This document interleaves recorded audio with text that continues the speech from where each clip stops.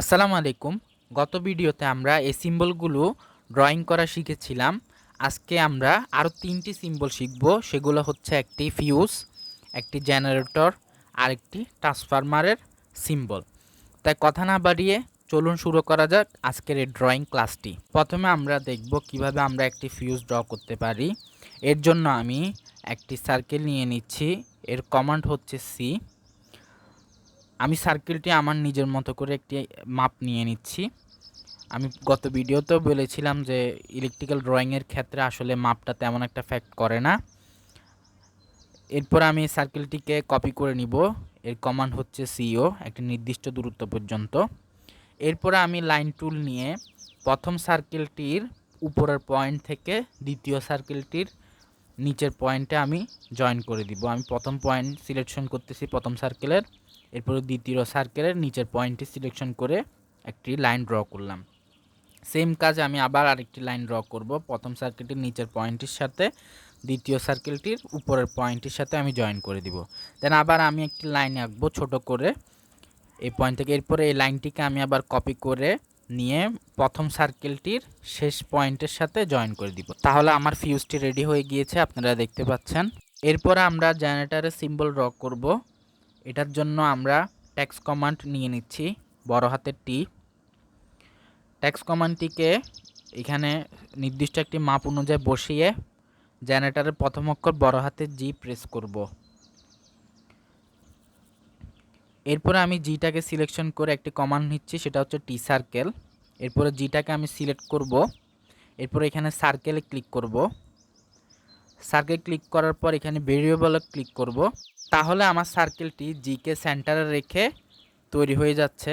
এতে আমার অ্যালাইনমেন্টটা ঠিক থাকতেছে, অর্থাৎ জিটা সেন্টারে থাকতেছে। এরপরে আমি একটি রেক্টেঙ্গেল টুল নিব।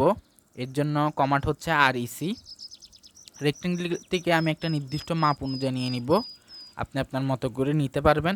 এরপর আমি রেক্টেঙ্গেলটাকে সিলেকশন করে মুভ টুল নিব। এর কমান্ড হচ্ছে এম। সার্কেলের নিচের পয়েন্টের সাথে আমি অ্যালাইনমেন্ট করব।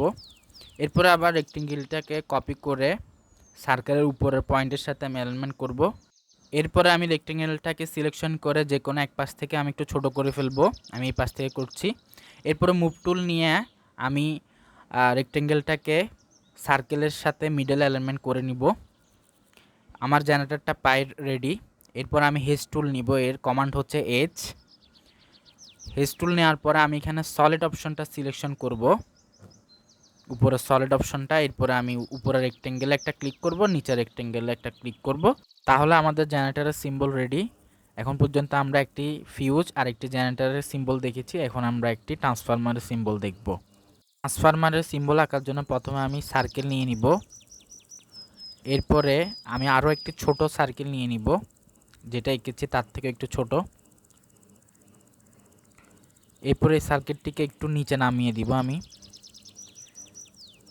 এরপরে আমি পলিগন টুলটা নিব, যেটা রেক্টেঙ্গেলের নিচে আছে পলিগন টুল। পলিগন টুলে এখানে 4 দেওয়া আছে, আমি 3 দিয়ে এন্টার প্রেস করব, তাহলে আমার ট্রায়াঙ্গেল হবে। এরপরে ইনসাইড সার্কেল দিয়ে একটা ট্রায়াঙ্গেল এঁকে ফেলব। এরপরে আমি লাইন টুল নিব। লাইন টুলটাকে এখান থেকে অ্যালাইনমেন্ট করে আমি এখানে একটা ক্লিক করে ট্যাপ ক্লিক করব। দেন 60 ডিগ্রি দিব, অর্থাৎ 60 ডিগ্রি অ্যাঙ্গেলে দিয়ে আমি এন্টার টিপ দিব। তাহলে আমার এই লাইনটি 60 ডিগ্রি অ্যাঙ্গেল হয়ে যাবে। এরপর এটাকে আমি ক্লিক করব, ক্লিক করে মিরর করব। এর শর্টকাট হচ্ছে এম আর। মিরর করলে এই পয়েন্ট বরাবর যদি আমি অ্যালাইনমেন্ট করি, তাহলে আমার অনেকটা ত্রিভুজের মতন হয়ে গিয়েছে। তাহলে আমার ট্রান্সফরমার রেডি। তাহলে আজকে আমরা শিখলাম কিভাবে একটি ফিউজ, একটা জেনারেটর এবং একটি ট্রান্সফরমারের সিম্বল আঁকতে হয়। আর এই সিম্বলগুলো যদি আপনি পারেন, তাহলে যে কোনো সিঙ্গেল নাম ডায়াগ্রাম সহজেই আঁকতে পারবেন আপনি। আজকে এতটুকু। আমি দেলোয়ার হোসেন, সাইন আপ করছি পিকদিন থেকে। আসসালামু আলাইকুম রহমতুল্লাহ।